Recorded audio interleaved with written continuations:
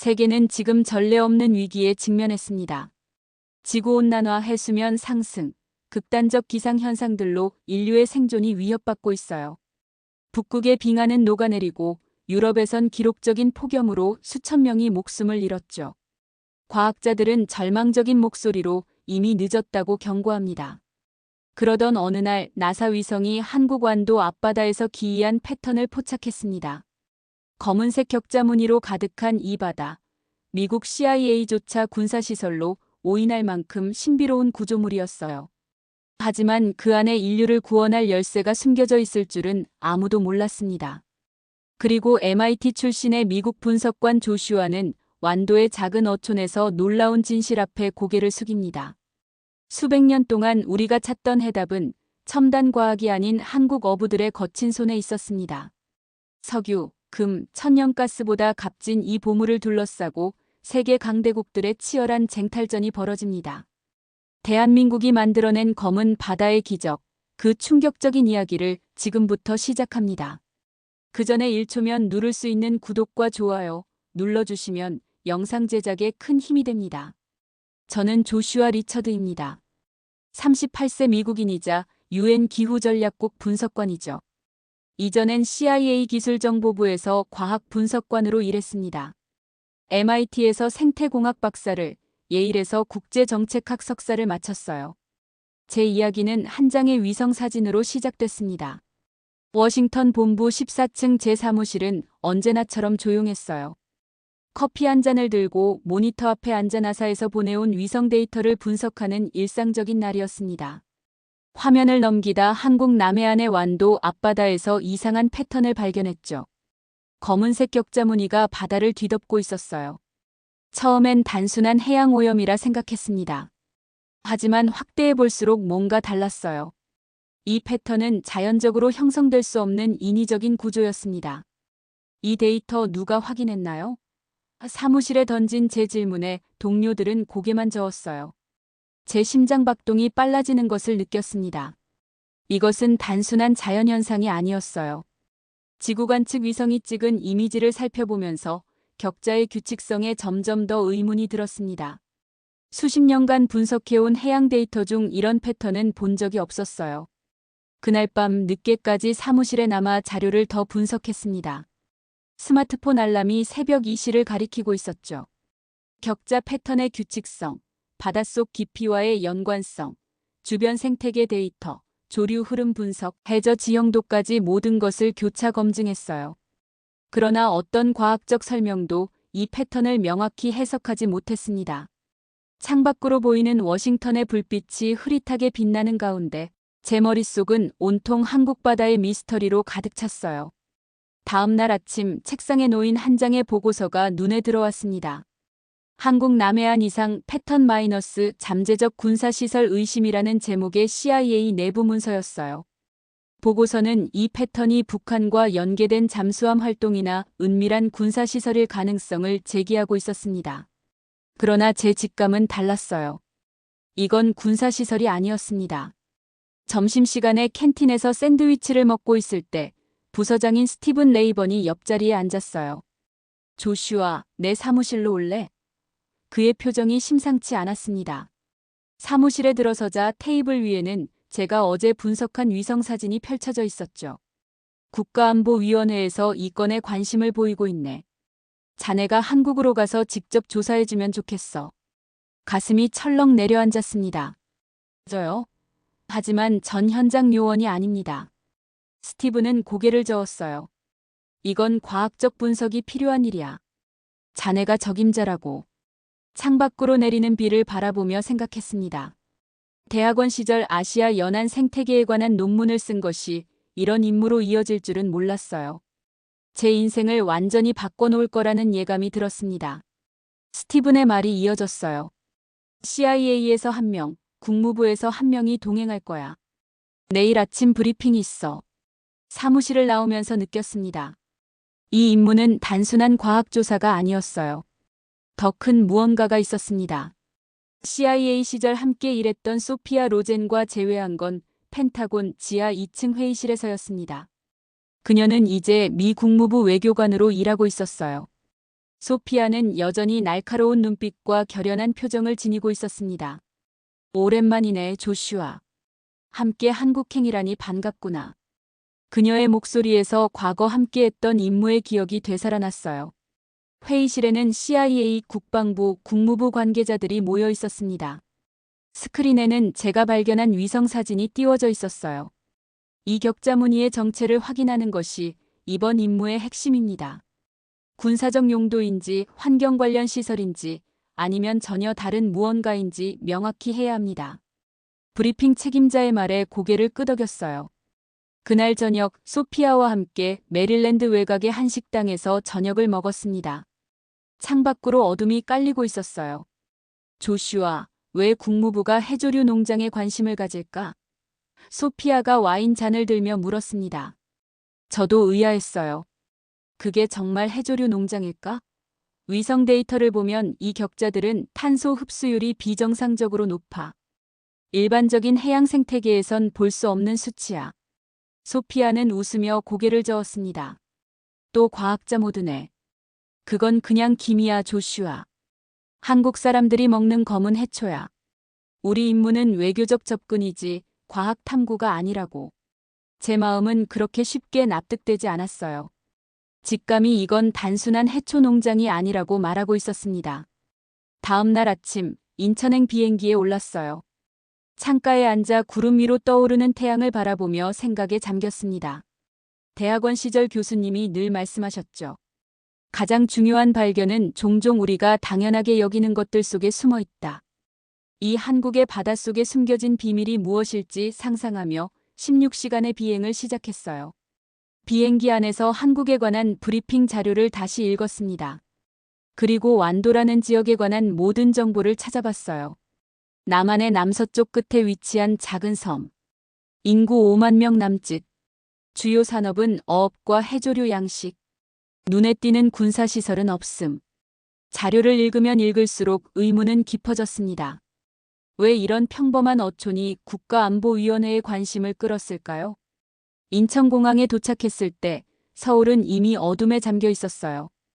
호텔로 향하는 택시 안에서 창밖으로 펼쳐진 네온사인들이 빛났습니다. 낯선 문자들, 낯선 언어, 낯선 풍경. 그러나 이상하게도 이 모든 것이 어딘가 친숙하게 느껴졌어요. 마치 이곳에 와야 할 운명이었던 것처럼요. 다음 날 아침 한국 외교부 건물로 향했습니다. 회의실에서 마주한 한국 관료들은 예상외로 협조적이지 않았어요. 특히 김정훈 국장은 거의 모든 질문에 해조류는 우리의 문화입니다라는 답변만 반복했습니다. 소피아가 외교적 언어로 압박했지만 상황은 나아지지 않았어요. 제 질문에는 더 완강했습니다. 그 해조류 양식이 어떻게 그렇게 높은 탄소 흡수율을 가질 수 있는지 과학적으로 설명해 주실 수 있나요? 김정훈 국장은 미소만 지었어요. 리처드 박사님, 때로는 과학이 설명하지 못하는 전통의 지혜가 있습니다. 회의가 끝나고 한국 측 참석자들과 악수를 나누는 중이었습니다. 맨 마지막에 만난 서동철 박사가 제 손을 잡고 작은 목소리로 말했어요. 완도에 가보세요. 그곳에서 모든 답을 찾을 수 있을 겁니다. 그의 눈빛에서 진심을 읽을 수 있었습니다. 호텔로 돌아와 소피아와 대책을 논의했어요. 서울에서는 아무것도 얻을 수 없어. 완도로 직접 가봐야 할 것 같아. 제 말에 소피아는 한숨을 쉬었습니다. 괜한 시간 낭비일 수도 있어. 그냥 표준적인 보고서를 작성하고 워싱턴으로 돌아가는 게 좋지 않을까? 저는 고개를 저었어요. 이건 단순한 해조류 농장이 아니야. 내 직감이 그래. 결국 소피아도 동의했습니다. 알았어. 내일 아침 첫 비행기로 가자. 하지만 조슈아, 이건 단순 조사야. 너무 깊이 관여하지 마. 저는 창가에 서서 서울의 야경을 바라봤어요. 어딘가 깊은 곳에서 느껴지는 예감. 이번 임무는 단순한 조사 이상의 무언가가 될 것 같았습니다. 완도에 도착한 첫날은 비가 내렸습니다.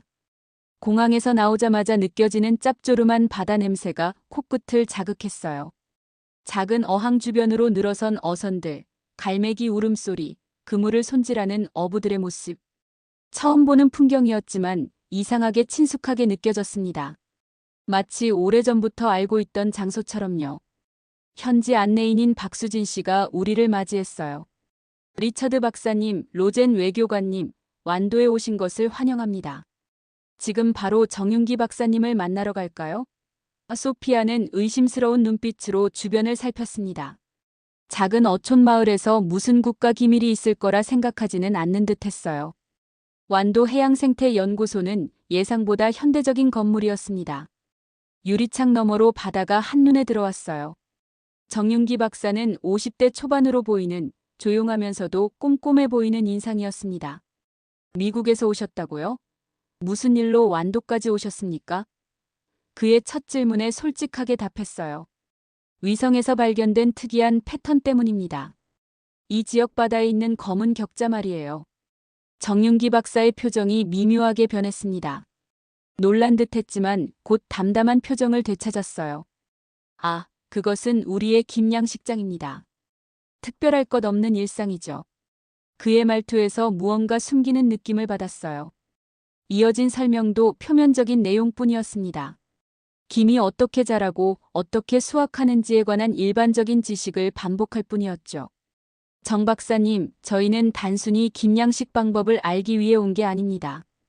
이 김양식장이 보이는 비정상적인 탄소 흡수율에 관심이 있어요. 제 말에 정윤기 박사는 잠시 침묵했습니다. 그리고 창밖을 바라보며 말했어요. 리처드 박사님, 제가 보여드리는 게 좋겠군요. 오후 정윤기 박사의 안내로 작은 어선을 타고 바다로 나갔습니다. 비가 그치고 햇살이 바다 위로 쏟아졌어요. 멀리서 보이는 검은 선들. 위성에서 본 그 격자였습니다. 가까이 다가갈수록 심장이 빨라지는 걸 느꼈어요. 이것이 긴발입니다. 우리 조상들이 수백 년간 써온 방식이죠. 정윤기 박사가 설명했습니다. 바다 위에 설치된 대나무 말뚝과 줄에 김이 자라고 있었어요. 그 규모가 어마어마했습니다. 지평선까지 이어진 검은 줄들. 저는 반신반의하며 드론을 띄워 공중에서 촬영을 시작했어요. 소피아는 계속해서 현지 상황을 기록했고 정윤기 박사는 묵묵히 바다를 바라보고 있었습니다. 드론이 보내온 영상과 데이터를 태블릿으로 실시간 분석했어요. 그리고 충격적인 수치를 발견했습니다. 이건 말도 안 됩니다. 이 김양식장 1헥타르가 흡수하는 탄소량이 북유럽 최첨단 온실가스 저감 시스템보다 3배 효율적이에요. 제 목소리가 떨렸습니다. 소피아도 놀란 표정으로 데이터를 확인했어요. 정윤기 박사는 담담하게 대답했습니다. 그래서 우리가 계속 이야기했던 겁니다. 김은 단순한 음식이 아니라고요. 이건 우리 조상들이 수백 년 동안 완성해온 생태학의 결정체입니다. 어선 위에서 잠시 침묵이 흘렀어요. 바다 위로 갈매기가 날아다니고 긴발 사이로 물결이 일렁였습니다. 제 머릿속에서는 새로운 세계가 열리고 있었어요. 전 세계 과학자들이 기후위기 해결책을 찾아 헤매는 동안 그 답은 이미 수백 년 전부터 이곳 완도 바다에 있었던 겁니다. 이 김양식 시스템은 단순한 음식 생산이 아니라 완벽한 탄소 흡수 메커니즘이었어요. 그날 저녁 숙소로 돌아와 수집한 자료를 정리하며 생각했습니다. 이게 진짜 해답이었다. 창밖으로 보이는 완도의 밤바다는 고요했어요. 그러나 그 고요함 속에 인류의 미래를 바꿀 해답이 숨어 있었습니다. 소피아가 방문을 두드렸어요. 조슈아, 내일은 현지 어민들을 만나보는 게 어때? 그들이 이 김양식의 진짜 전문가들일 테니까. 생각해보니 그게 맞았습니다. 과학자들이나 관료들보다 실제로 바다에서 일하는 사람들이 더 많은 것을 알고 있을 거예요. 좋은 생각이야, 소피아. 정 박사님에게 주선해달라고 하자. 침대에 누워 천장을 바라보며 생각했습니다. 이 발견이 세계에 알려지면 어떤 파장이 일어날까요? 그리고 그 중심의 선제 역할은 무엇일까요? 수많은 생각 속에서 잠이 들었어요. 서울로 돌아와 본격적인 보고서 작성에 착수했습니다. 이틀간의 완도 방문으로 충분한 데이터를 수집했다고 판단했어요. 소피아는 국무부의 중간 보고를 위해 먼저 미국으로 돌아갔습니다. 조슈아, 너무 과장된 결론은 피해. 이건 분명 흥미로운 발견이지만 아직 검증이 필요해. 공항에서 작별하며 소피아가 당부했어요. 호텔방에서 밤새워 데이터를 분석하고 보고서를 완성했습니다. 창밖으로 서울의 불빛이 빛나는 동안 제 노트북 화면에는 김양식장의 탄소 흡수 능력을 증명하는 그래프와 수치들이 가득했어요. 완도 김양식장의 탄소 흡수 능력과 기후위기 대응 가능성이라는 제목의 보고서였습니다. 마지막 페이지를 완성하고 저장 버튼을 눌렀을 때 가슴이 뿌듯했어요. 이것은 제 경력에서 가장 중요한 발견일지도 모릅니다. 그러나 제출 직전 예상치 못한 일이 발생했습니다. 아침 일찍 에릭 밀러로부터 전화가 왔어요. 글로벌 에너지 재단의 수석 전략 책임자이자 제 전 상관이었죠. 조슈아, 잘 지내나? 자네 보고서 읽었네. 흥미롭군. 등줄기에 식은땀이 흘렀습니다. 아직 제출하지도 않은 보고서를 어떻게 읽었을까요? 에릭, 아직 보고서를 제출하지 않았는데요. 제 말에 에릭은 웃음을 터뜨렸어요. 워싱턴은 정보가 빠르지. 특히 이런 중요한 발견이라면. 우리 재단에서 이 한국 기술에 관심이 많아. 자네가 돌아오면 함께 이야기해보자고. 에릭의 말투에서 불길한 기운을 느꼈습니다. 무슨 말씀이신지? 에릭이 목소리를 낮추었어요. 우리가 이 기술을 미국 주도로 재설계하면 어떨까? 완도 어민들에게 특허권 계약을 제안하고 싶어. 기후변화 대응 기술로 상품화하면 큰 돈이 될 거야. 가슴이 철렁 내려앉았습니다. 에릭, 이건 기술이 아닙니다. 이건 수백 년 된 전통 방식이에요. 특허로 묶을 수 있는 게 아니죠. 제 목소리가 떨렸어요. 에릭은 다시 웃었습니다. 조슈아, 아직도 그렇게 순진한가? 누가 먼저 했느냐가 중요한 게 아니라 누가 먼저 돈으로 바꾸느냐가 중요하지. 이건 비즈니스야. 전화를 끊고 창밖을 바라봤습니다. 아침 햇살이 서울의 빌딩들 사이로 스며들고 있었어요. 김양식 기술이 단숨에 미국이 탐내는 녹색 무기로 변모한 상황이 믿기지 않았습니다. 한국 어민들의 일상이 갑자기 세계 산업 권력의 눈에 포착된 겁니다. 완도에서 만난 장만수 할아버지의 거친 손과 그의 담담한 미소가 떠올랐어요. 그분들의 삶이 자본의 논리로 재단될 수 있을까요? 갈등이 시작됐습니다. 과학자로서의 양심, 미국인으로서의 의무, 인류를 위한 최선의 선택 사이에서 저는 괴로웠어요. 보고서 마지막 페이지를 다시 읽어봤습니다. 이 전통 방식은 특정 국가나 기업의 소유가 아닌 인류 공동의 유산으로 보존되어야 한다. 제가 쓴 결론이었어요. 이 문장을 지켜야 했습니다. 그날 오후 한국 외교부에 보고서를 제출했어요. 그리고 정윤기 박사에게 전화를 걸었습니다. 박사님, 다시 완도로 가고 싶습니다. 더 많은 것을 배우고 싶어요. 정윤기 박사는 잠시 침묵했다가 대답했습니다. 그렇군요. 언제 오시겠습니까? 제 마음은 이미 결정되어 있었어요. 내일 아침 첫 비행기로 가겠습니다. 호텔로 돌아오는 택시 안에서 워싱턴에서 온 메시지를 확인했습니다. 조슈아, 즉시 귀국하라. 브리핑이 예정되어 있다. 스티븐의 메시지였어요. 하지만 제 마음은 이미 완도에 가 있었습니다. 더 많은 증거가 필요했어요. 더 깊은 이해가 필요했습니다. 그리고 무엇보다 이 소중한 문화유산을 지켜야 한다는 사명감이 생겼어요. 밤새 짐을 꾸렸습니다. 아침 비행기를 타기 위해 서둘러 공항으로 향했어요. 워싱턴의 지시를 어기는 것이 어떤 결과를 가져올지 알고 있었지만 제 양심은 완도로 돌아가야 한다고 말하고 있었습니다. 이건 단순한 임무가 아니었어요. 인류의 미래가 걸린 문제였습니다. 다시 완도에 발을 디뎠습니다. 이번엔 혼자였어요. 정윤기 박사가 공항에서 기다리고 있었습니다. 리처드 박사, 다시 오셨군요. 워싱턴에 보고하지 않고 오셨다고 들었습니다만 그의 표정에는 걱정과 존경이 섞여 있었어요. 제 양심에 따랐을 뿐입니다. 이곳의 진실을 더 알고 싶었어요. 정윤기 박사는 고개를 끄덕였습니다. 그렇다면 이번에는 진짜 완도를 보여드리겠습니다.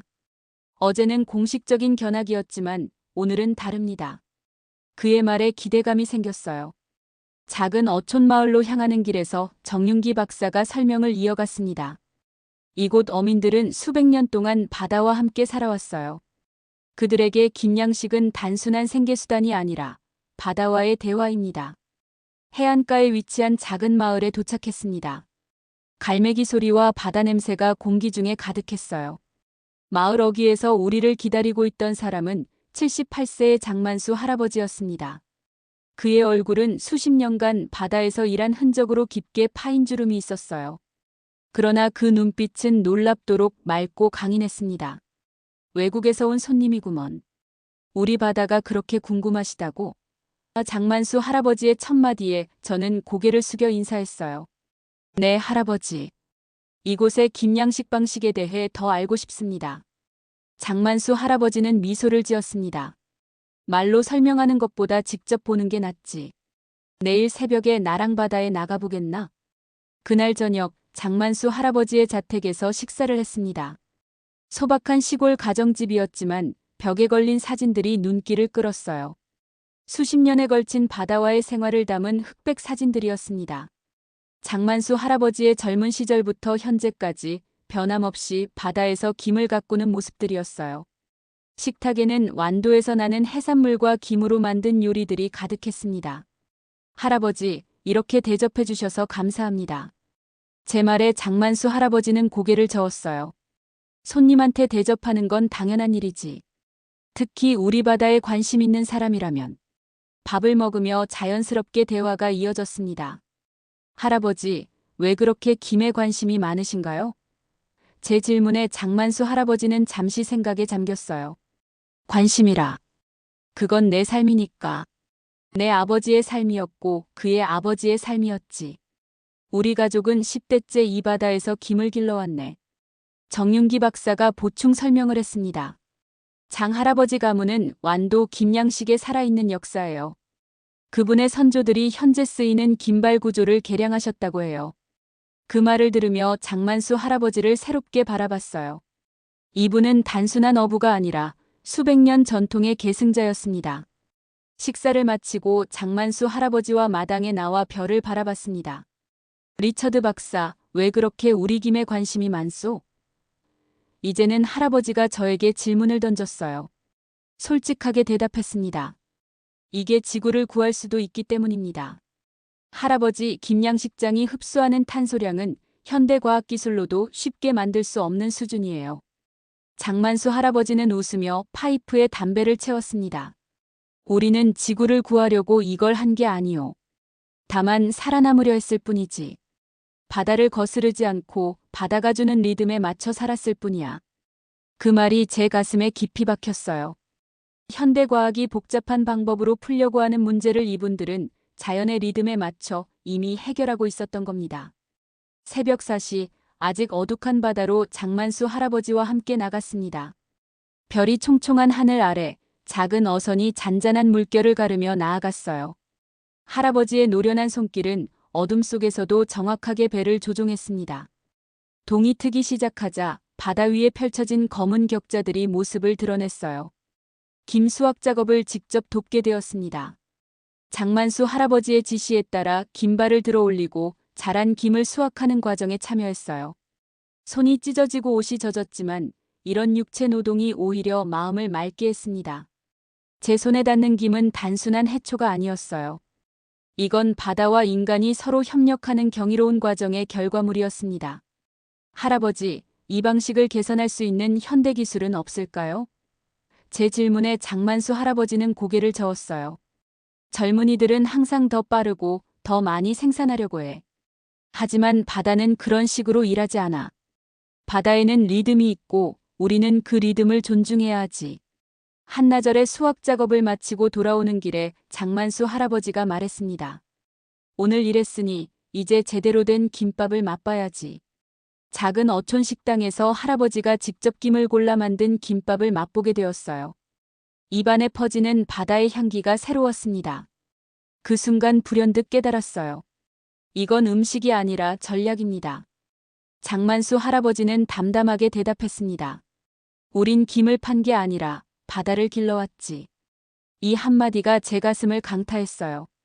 현대과학이 기후위기 대응이라는 거창한 이름으로 접근하는 문제를 이분들은 일상의 리듬 속에서 자연스럽게 해결하고 있었던 겁니다. 그날 밤 숙소로 돌아오는 길에 결심했습니다. 이 바다의 진실을 세상에 알려야 한다고요. 이건 단순한 과학적 발견이 아니라 인류의 미래를 바꿀 지혜였습니다. 호텔방에 돌아와 노트북을 열고 새로운 보고서를 작성하기 시작했어요. 제목은 바다를 기르는 사람들 -1도 김양식의 기후 변화 대응 가능성이었습니다. 보고서를 완성하는데 일주일이 걸렸습니다. 그동안 워싱턴에서는 계속해서 귀환 명령이 왔지만 저는 완도에 남아 더 많은 자료를 수집했어요. 정윤기 박사와 장만수 할아버지의 도움으로 완벽한 데이터와 생생한 현장 이야기를 담은 보고서가 완성되었습니다. 이 보고서는 단순한 과학 논문이 아니라 완도 어민들의 삶과 지혜를 담은 기록이기도 했어요. 워싱턴으로 돌아간 후 즉시 UN 기후변화 협약 특별 세션에 참석하게 되었습니다. 예상대로 스티븐의 강한 질책이 있었지만 보고서의 내용을 본 후 그의 태도도 바뀌었어요. 자네가 맞을지도 모르겠군, 조슈아. 이 발견은 정말 중요해 보여. UN 기후총회 연단에 섰습니다. 전 세계 대표들 앞에서 완도 김양식의 탄소 흡수 능력에 대한 발표를 시작했어요. 긴장된 마음으로 첫 문장을 읽기 시작했습니다. 여러분, 우리가 찾던 해답은 첨단 기술이 아니라 수백 년 전통에 있었습니다. 발표 자료에는 완도에서 수집한 데이터와 장만수 할아버지의 이야기가 담겨 있었어요. 특히 김양식 1헥타르가 숲 3헥타르보다 많은 탄소를 흡수한다는 데이터는 청중들에게 충격을 안겼습니다. 발표 중간에 이미 여러 국가 대표들이 손을 들어 질문을 하려고 했어요. 이 전통 방식은 다른 지역에서도 적용 가능할까요? 김양식의 확장 가능성은 어떻게 됩니까? 한국 정부와 협력하여 이 기술을 공유할 계획이 있나요? 질문이 쏟아졌습니다. 제 발표는 예상보다 훨씬 큰 반향을 일으켰어요.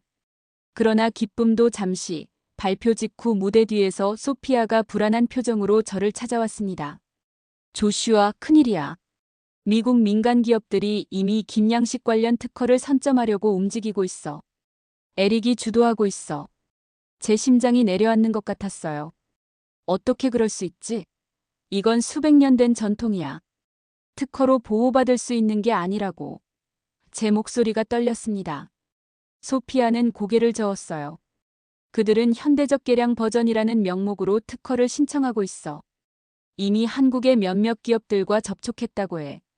더 충격적인 것은 CIA 전 동료인 마이클로부터 받은 메시지였습니다. 조슈아, 사적인 채널로 말한다. 너의 연구에 국가안보위원회가 관심을 보이고 있어. 그들은 이 기술을 전략적 자원으로 분류하려고 해. 정보를 넘기지 않으면 사직하게 될 거야. 명백한 협박이었죠. 호텔방으로 돌아와 창밖을 바라봤습니다. 뉴욕의 불빛이 빛나고 있었어요. 한국의 전통이 세계 전략 이슈로 승격되면서 김밥이 국제외교 회의장의 중심 주제가 된 아이러니한 상황이었습니다. 전화기가 울렸어요. 정윤기 박사였습니다. 리처드 박사님, 소식 들었습니다. 미국 기업들이 움직이고 있군요. 네, 정말 미안합니다, 정 박사님. 제가 문제를 더 크게 만든 것 같네요. 정윤기 박사는 차분한 목소리로 대답했어요. 아닙니다. 언젠가는 이런 일이 생길 것을 예상했습니다. 중요한 건 이제 어떻게 대응하느냐입니다. 그날 밤 잠을 이루지 못했습니다.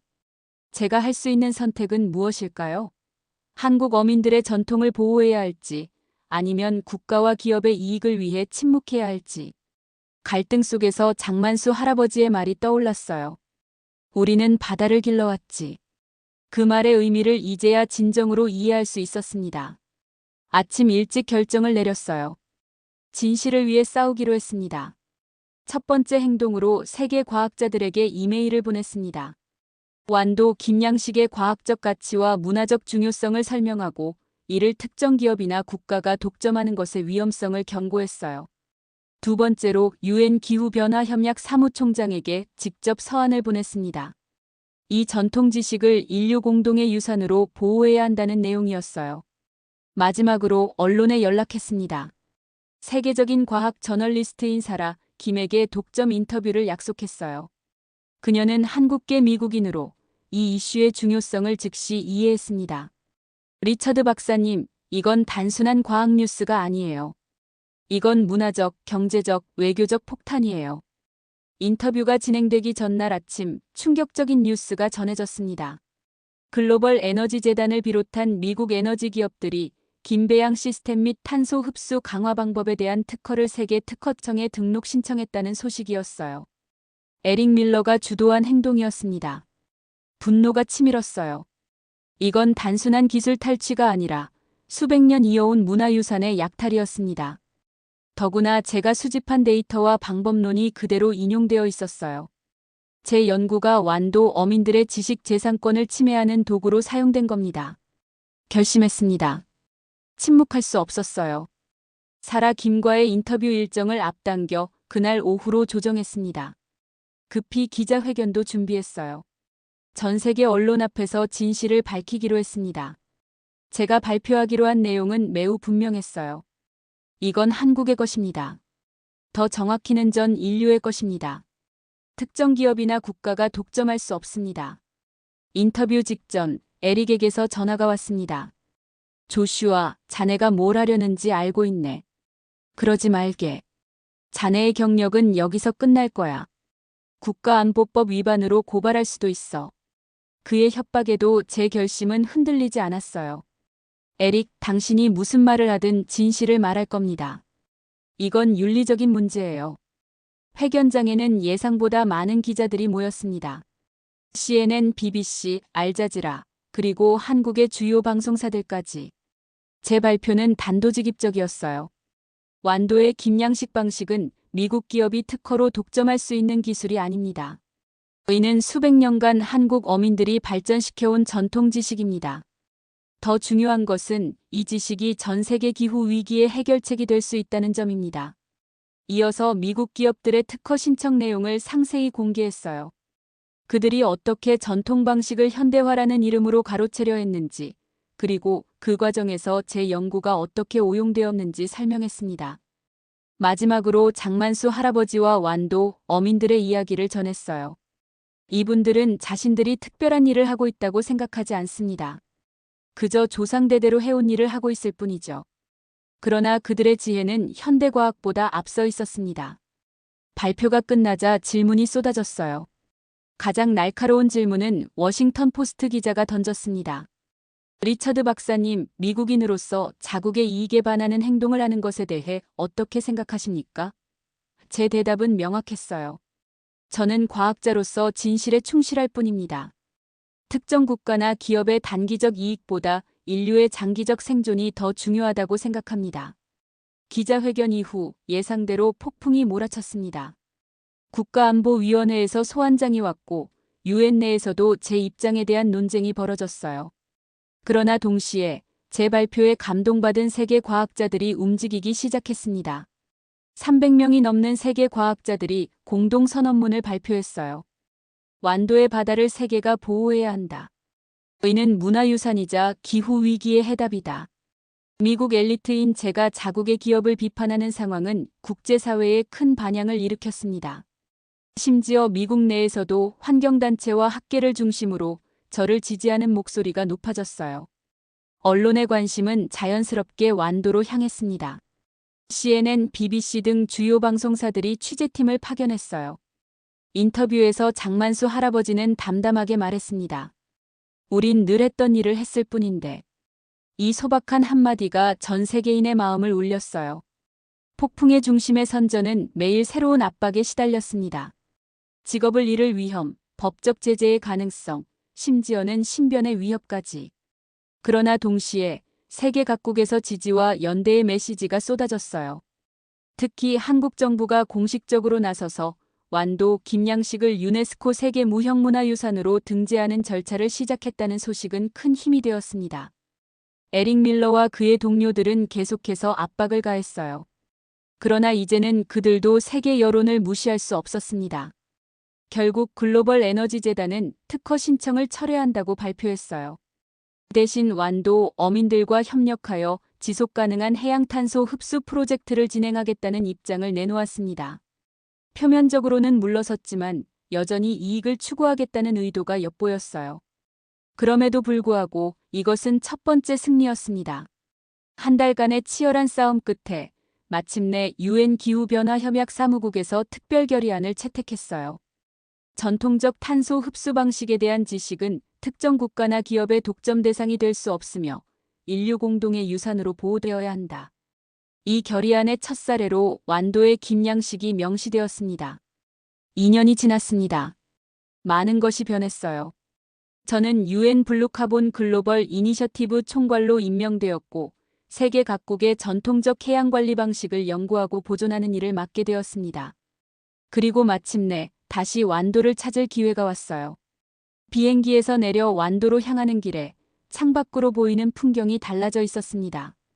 이제 완도는 세계적인 해양 연구의 중심지가 되어 있었어요. 국제 연구소가 세워졌고 전 세계에서 과학자들이 모여들고 있었습니다. 그러나 가장 큰 변화는 어민들의 위상이었어요. 그들은 이제 스승으로 불리며 각국의 연구진에게 전통 방식을 가르치고 있었습니다. 정윤기 박사를 만나 반갑게 인사를 나눴습니다. 리처드 박사님 덕분에 세상이 변했어요. 제 말에 정윤기 박사는 웃었습니다. 아니요, 우리 모두의 노력 덕분이죠. 특히 장만수 할아버지 같은 분들이 진짜 영웅입니다. 장만수 할아버지를 다시 만났어요. 2년 전보다 더 연로해지셨지만 그 눈빛은 여전히 맑고 강인했습니다. 그는 여전히 매일 새벽 바다로 나가고 있었어요. 할아버지, 덕분에 세상이 변했습니다. 제 말에 그는 고개를 저었습니다. 세상은 원래대로 돌아간 것뿐이요. 인간이 바다와 함께 사는 법을 기억한 거지. 그날 오후 장만수 할아버지와 함께 바다에 나갔습니다. 이제는 긴발 주변에 작은 연구 장비들이 설치되어 있었어요. 탄소 흡수율을 실시간으로 측정하는 장치들이었습니다. 과학과 전통이 공존하는 모습이 신기했어요. 할아버지, 이 장비들이 방해되지는 않으세요? 장만수 할아버지는 잠시 바다를 바라보다 대답했습니다. 처음엔 낯설었지. 하지만 이것도 바다를 이해하는 또 다른 방법이라 생각하면 괜찮아. 중요한 건 바다의 목소리를 듣는 거니까. 그의 지혜는 여전히 깊었어요. 세계 각국에서 온 연구팀들이 장만수 할아버지의 지도 아래 김양식법을 배우고 있었습니다. 중국, 인도네시아, 필리핀, 심지어 미국과 유럽의 해안 국가들까지. 전통 지식이 인류 공통의 유산으로 공유되고 있었어요. 그리고 그 중심에는 완도의 어민들이 있었습니다. 작별 인사를 나누며 장만수 할아버지는 직접 싼 김밥을 내밀었어요. 가져가게. 이제 이건 단순한 음식이 아니라 세계를 구하는 것이 되었으니. 그 김밥을 손에 들고 바다를 바라봤습니다. 2년 전과 같은 바다, 같은 긴발, 그러나 이제는 전혀 다른 의미를 가진 풍경이었어요. 서울로 돌아가는 비행기 안에서 창밖을 내다보며 생각에 잠겼습니다. 석유는 땅을 말렸고 금은 전쟁을 불렀지만 김은 바다를 살렸다. 제 머릿속에서 떠오른 문장이었어요. 이 문장을 새로운 보고서의 제목으로 사용하기로 결심했습니다. 완도의 검은 바다가 세계를 구했어요. 전통이 기술을 이겼고 한국의 평범한 바다는 세계의 비범한 솔루션이 되었습니다. 그리고 지구를 살린 것은 결국 말없는 어부의 손이었어요. 오늘도 전 세계 기후 전략 중심에는 한국 김밥이 있습니다.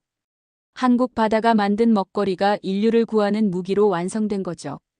저는 이제 이 이야기를 전 세계에 전하는 사람이 되었어요.